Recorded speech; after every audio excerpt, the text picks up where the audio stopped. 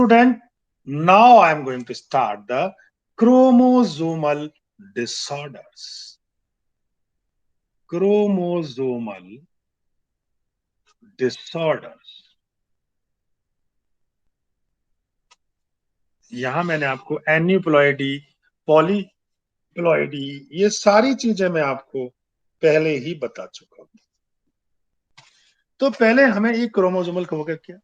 These are caused by absence या excess या abnormal arrangement. किसी भी वजह से हो सकता है कि क्रोमोसोम का या तो कमी हो जाए या बढ़ जाए या एबनॉर्मल अरेंजमेंट हो जाए। These are caused by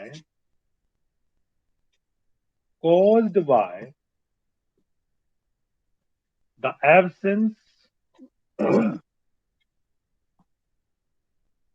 absent हो जाए कोई, एक्सेस बढ़ जाए क्रोमोसोम, और एबनॉर्मल अरेंजमेंट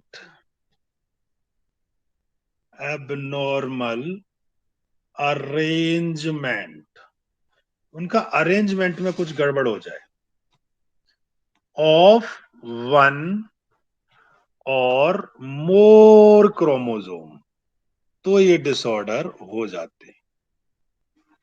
वन और मोर क्रोमोसोम। तो हमें एक कैसे पढ़ें? एक कैरियोटाइप होता है बच्चों। कैरियोटाइप का मतलब होता है कि क्रोमोसोम का एक पूरा चार्ट बना दिया कि पहला ऐसा है, दूसरे की ये डिजाइन है, तीसरे की ये डिजाइन है, चौथे की ये है, पांचवें की ये है, छठे की ये है, ऐसे करके सारे क्रोमोसोम उस चार्ट पे बने होते हैं। उसमें चार्ट में इसको कहते हैं हम कैरियोटाइप। इसको कहते हैं हम कैरियोटाइप। इस डायग्राम से पता लगा लेंगे कि इसका कैरियोटाइप कैसा है। 6 वाले पे प्रॉब्लम है या पहले वाले पे प्रॉब्लम है या 9th वाले पे प्रॉब्लम है, ये कैरियोटाइप को देख के पता लगाया जा सकता है क्रोमोसोम का। तो इनको स्टडी करने के लिए कैरियोटाइप की हमें नॉलेज होनी चाहिए। The chromosomal disorder the chromosomal disorder can be studied by can be studied by the analysis of, अभी क्या बताया था, कैरियोटाइप, ऑफ कैरियोटाइप, ARYOTYPE। अब कहोगे कैरियोटाइप क्या है? अरे कैरियोटाइप पूरा का पूरा प्रोफाइल है। मैं यहां कैरियोटाइप की डेफिनेशन लिख दे रहा हूं आपकी जानकारी के लिए। Karyotype,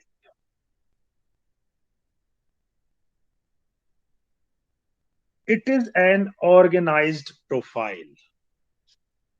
It is an organized, organized का क्या मतलब हुआ? क्रोमोसोम ढंग से सीरीज में लगे हुए, एक से पूरे 46 तक। Profile of a person chromosome, एक आदमी के क्रोमोसोम का ये प्रोफाइल है। जैसे जन्म पत्री होती है, ये क्रोमोसोम पत्री होती है। किसके अकॉर्डिंग लगे रहते हैं वो? अकॉर्डिंग टू देयर शेप, उसके हिसाब से प्रोफाइल बनती है। साइज के हिसाब से बनती है। एंड नंबर, इसमें पता लगा लिया।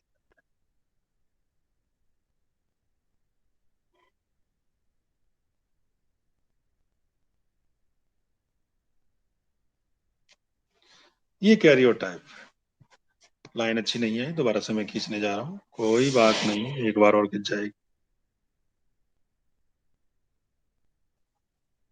ये बात, कुछ बीमारियों का जिक्र मैं यहां पे नीचे करने जा रहा हूं। सम क्रोमोसोमल डिसऑर्डर आर,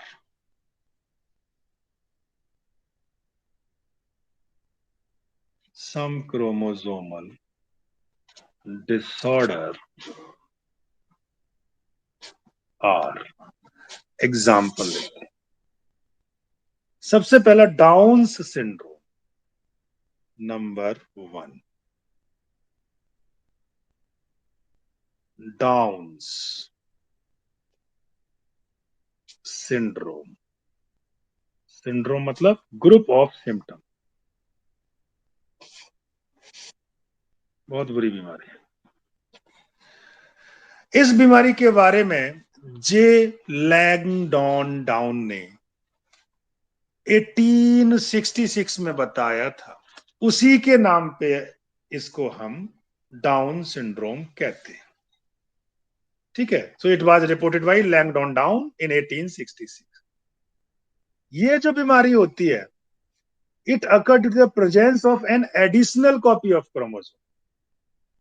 जैसे जो 21वां नंबर है क्रोमोसोम का, वहां पे एक ऐड हो जाता है क्रोमोसोम, तो इस चीज को हम कहते हैं ट्राइजोमी। अगर एक कम हो जाता तो उसे कह देते मोनोजोमी। तो trisomy of 21st chromosome in human. ठीक है, ये सिर्फ इंसानों में ही नहीं मिलती, ये चिंपैंजी में भी देखने को मिलती है, क्योंकि वो प्राइमेट्स के रिलेटेड है, रिलेटिव है वो हम लोगों के, इसलिए उनमें भी ये देखने को मिल जाती है। ठीक है, तो ट्राइजोमी ऑफ 21st क्रोमोसोम यानी नंबर ऑफ क्रोमोसोम जो 46 होना था, उसकी बजाय क्या हो जाएगा अब 47। सिंपल सी बात है। ठीक है, तो इन पॉइंट्स को हमें याद रखना। खासकर ये हायर एज की मम्मियों में पाई जाती है, 35 से 40 साल की जो मम्मियां होती, जो मम्मियां, मतलब ये नहीं कि उस माँ के अंदर है ये बीमारी। अगर कोई लेडी ज्यादा उम्र में माँ बनती है तो उसके बच्चे को ये प्रॉब्लम होना बहुत ज्यादा संभावना हो जाती है। Is that clear? Yes sir. Yes. इसीलिए बड़ी उम्र में शादी और बड़ी उम्र में बच्चे पैदा, लेडी ज्यादा बड़ी नहीं होनी चाहिए, ध्यान रखना चाहिए। तो इट वाज रिपोर्टेड बाय, इसकी जानकारी किसने दी थी? It was reported bye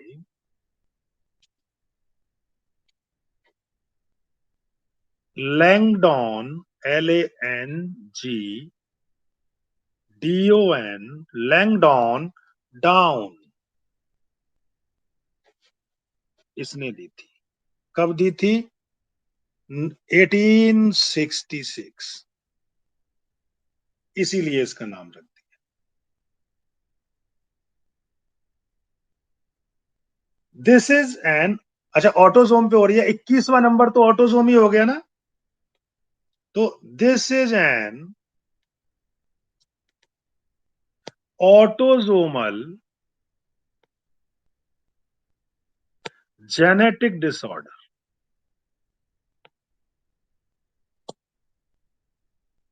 autosome कौन से नंबर तक होते हैं?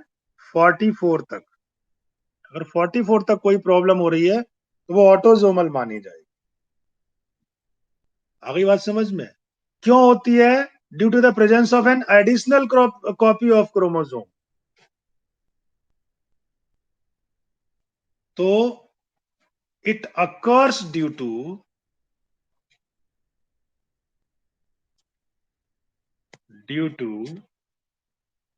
द प्रेजेंस ऑफ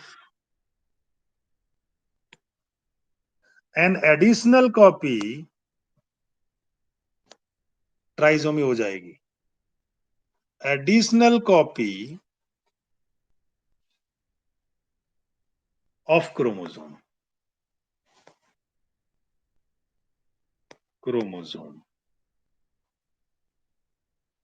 अपने शब्दों में समझने के लिए कह सकते हैं ट्राइसोमी ऑफ 21st क्रोमोसोम।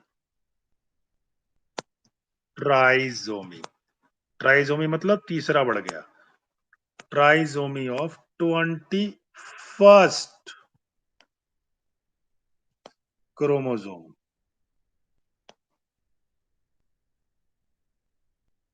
एक क्रोमोसोम का नंबर बढ़ चुका है यहां पर, तो क्रोमोसोम अब कितने हो जाएंगे?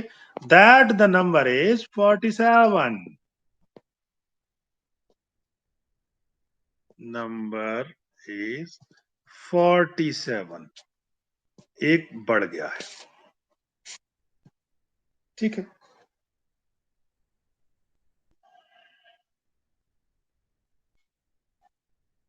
तो कब ज्यादा समस्या होती है? This is found in higher age mother with age of 35 to 40 years। This is found in higher age mother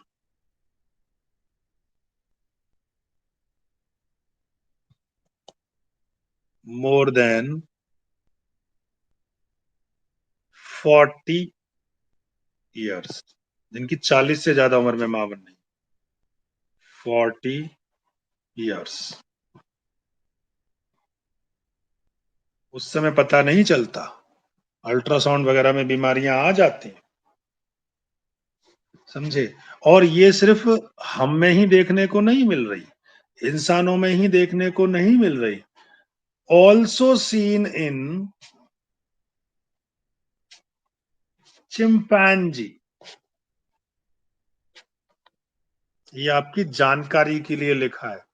and other related primate.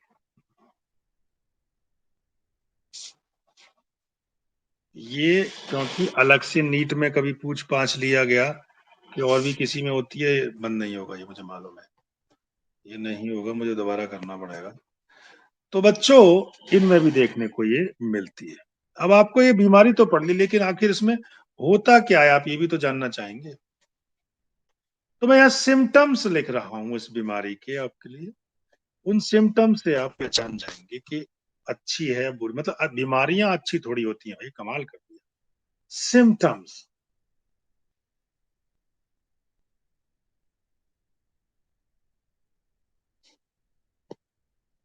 जो बच्चा होता है वो छोटे साइज का होता है,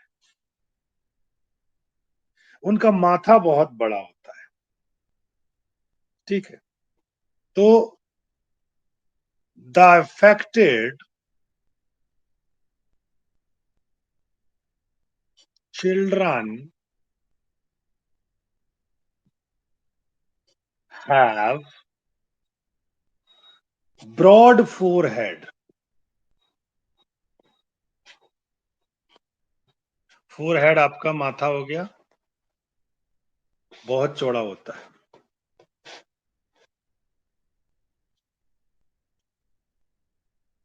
शॉर्ट नेक, गर्दन छोटी सी होती है।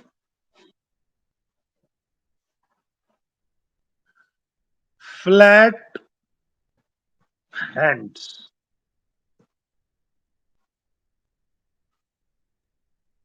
Flat hands with stubby finger,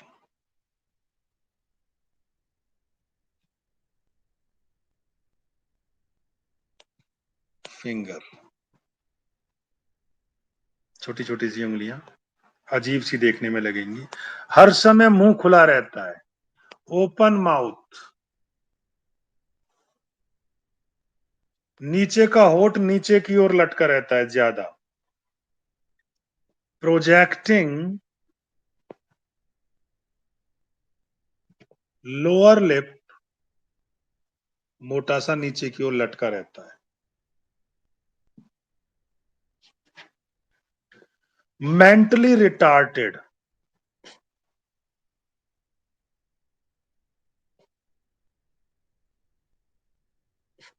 mentally retarded, दिमाग कम।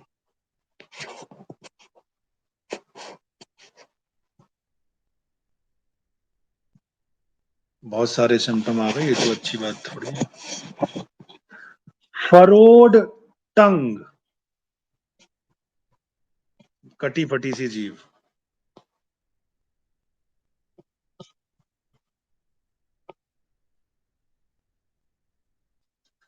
शॉर्ट स्टेचर्ड, छोटा साइज।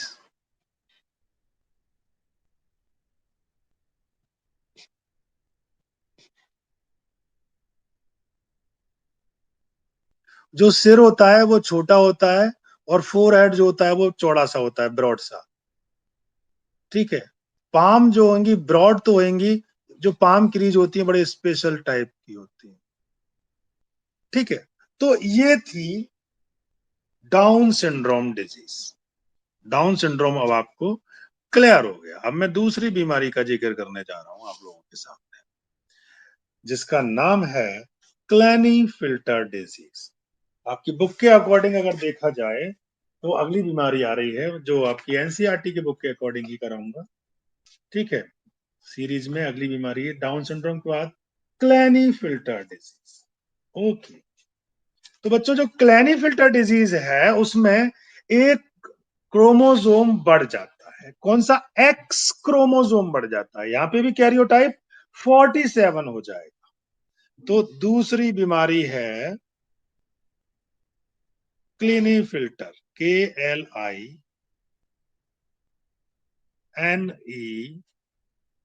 फेल्टर सिंड्रोम।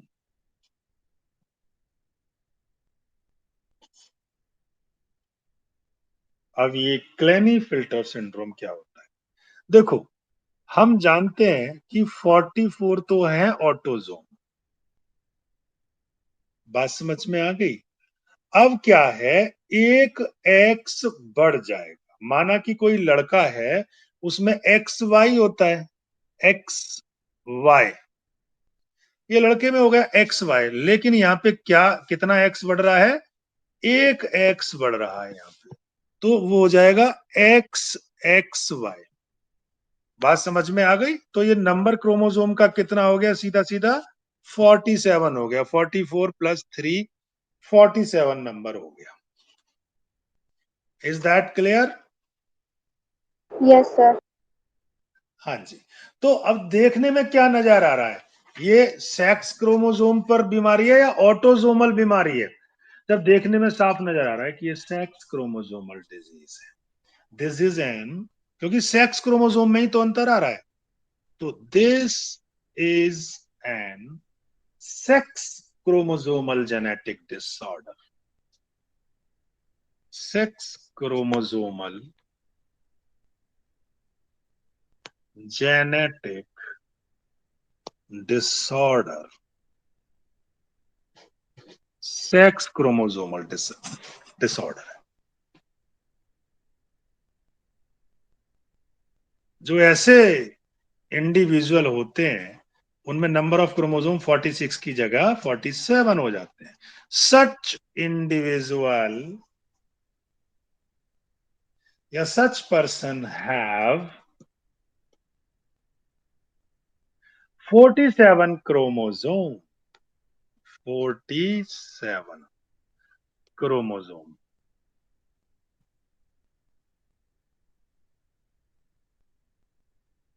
विद एडिशनल, कौन सा बड़ा? Additional X chromosome. एक एक्स क्रोमोसोम बढ़ गया, इसलिए बीमारी हो गई। That is 44 plus X X Y. यानी ये लड़के में हुई। लड़के में ही तो हुई, क्योंकि एक्स वाई तो लड़के में ही होता है। ठीक है। यहां मैं ये लिख दे रहा हूं, the person is a male. The person, मैं यहां पे इसके करेक्टर ही जो लिख दे रहा हूं तो ज्यादा ढंग से समझ में आ जाएगा। सिम्टम्स लिख दे रहा हूं या करेक्टर्स लिख दे रहा हूं, किस भी नाम दे दीजिए। सिम्टम, ये लड़कों में होती है लड़कियों में होती है? जब लड़का है मेल ही है। The person is a male. जब एक एक्स बढ़ा है तो उसके बढ़ने से उसमें फीमेल के करेक्टर, फेमिनाइन करेक्टर ज्यादा आएंगे या मैस्कुलाइन करेक्टर ज्यादा आएंगे? फेमिनाइन। विद सम, बिल्कुल सही जवाब। With some feminine characters, FEMININE, character.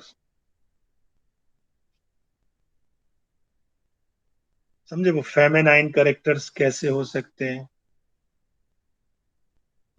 जैसे लाइक एनलार्ज्ड ब्रेस्ट, लड़कों में बढ़ गए एनलार्ज ब्रेस्ट। लड़कों में अगर ये प्रॉब्लम हो जाती है तो इस बीमारी का नाम है gynecomastia, GYNAE, gynecomastia.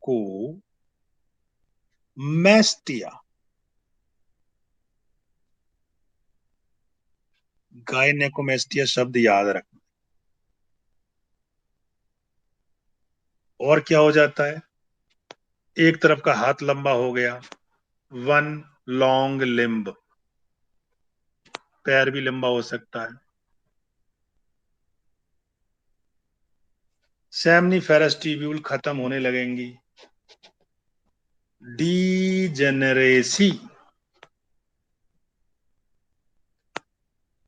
Of seminiferous tubule. Seminiferous tubule क्या होती है? जिनमें स्पर्म बन रहे हैं,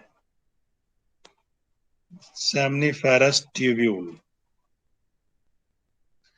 शरीर पर आदमियों में ज्यादा बाल होते हैं लेकिन इन पे कम होंगे, sparse hair, sparse body hair.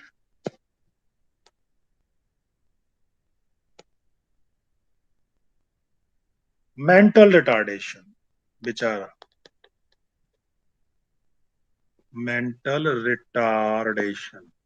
आजकल तो लोग फैशन में अपने पूरी बॉडी की हेयर शेविंग करा देते हैं, लेकिन अच्छी बात नहीं है, बीमारी होती है ये।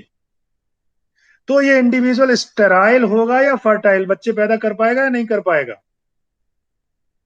स्टेराइल। बिल्कुल सही बात है। इन तो हम यहाँ पे लिख देंगे सच इंडिविजुअल आर स्टेराइल, क्योंकि सेमनीफेरस ट्यूब्यूल खत्म हो रही। Individuals are sterile. So this is all about the Klinefelter syndrome. Now I am going to discuss the one more syndrome over there. That is Turner's syndrome. The third one is Turner's, TURNER syndrome. Last है। इसमें क्या होगा Turner में? देखो 44 autosome होते हैं, बिल्कुल सही बात है। ये फीमेल है तो इसमें होना चाहिए XX, लेकिन एक X खत्म हो जाता है। उस X की बजाय इसके अंदर दूसरा जो आ जाता है, कुछ भी नहीं, 0। तो इस समय क्या हो जाएगा? 45 रह गए कि नहीं रह गए? यस और नो? Yes sir. अब ये फीमेल थी, अब फीमेल में फीमेल के करेक्टर खत्म हो गए, एक X खत्म हो गया ना, तो प्रॉब्लम हो गई। ओके, तो इट इज a disorder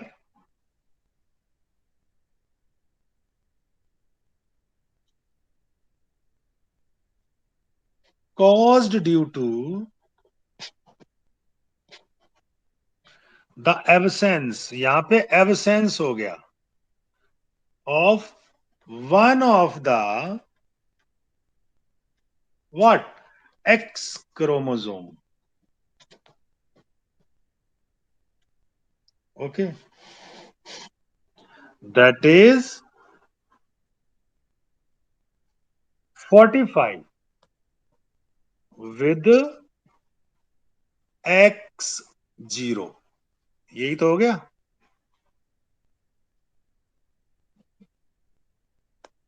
ये मोस्ट कॉमन होता है फीमेल में, बहुत ज्यादा कॉमन है, most common type of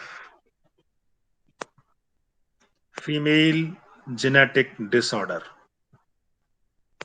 female genetic disorder, जिसमें इनकी गोनाड्स यानी ओवरी डेवलप नहीं होती, कैरेक्टराइज्ड बाय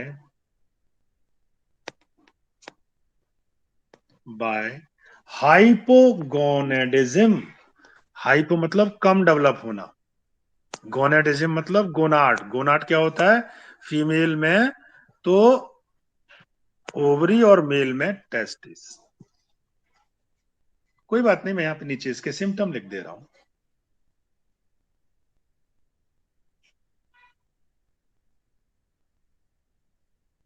सिम्टम्स। तो ये फीमेल है, तो इसकी ओवरी डेवलप होंगी या नहीं होंगी? नहीं। अफेक्टेड फीमेल्स, तो वो स्टेराइल होंगी, फर्टाइल होंगी? स्टेराइल। स्टेराइल। और स्टेराइल यानी उनके बच्चे पैदा नहीं होंगे। स्टेराइल का मतलब बच्चे पैदा नहीं होंगे। क्यों? As ovaries are rudimentary. Rudimentary मतलब विकसित नहीं हुई, समझे? तो जो फीमेल के जो सेकेंडरी सेक्सुअल कैरेक्टर होते हैं, प्राइमरी तो ओवरी वगैरह होते हैं, जो सेकेंडरी जो उनके बॉडी के कैरेक्टर होते हैं, क्या वो उनमें वेल डेवलप होंगे या नहीं होंगे? नहीं होंगे। बिल्कुल भी नहीं होंगे। ठीक है, तो lack of secondary sexual character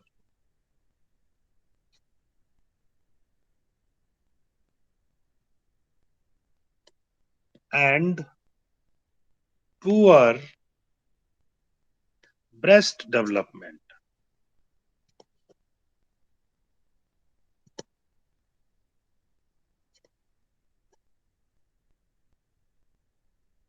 ये जो होंगी छोटे साइज की होंगी,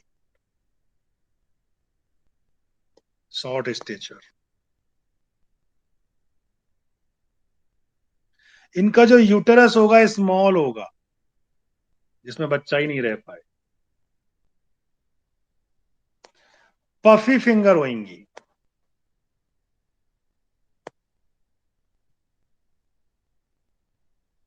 और वेव्ड नेक होगी। अब देखो ये क्या है? वेव्ड नेक। जैसे ये कोई फीमेल का चेहरा है, तो जो गर्दन है जो ऐसी होनी चाहिए, यहाँ पे ऐसे वेब्ड सी हो रही होगी, चौड़ी सी, खिंची हुई सी। ठीक है, तो खैर मैं इसके बारे में मुझे क्या बताना बेटे, ये किसी को भी नहीं होनी चाहिए बीमारी। So this is all about the Turner syndrome. इसी के साथ हमारा ये लेसन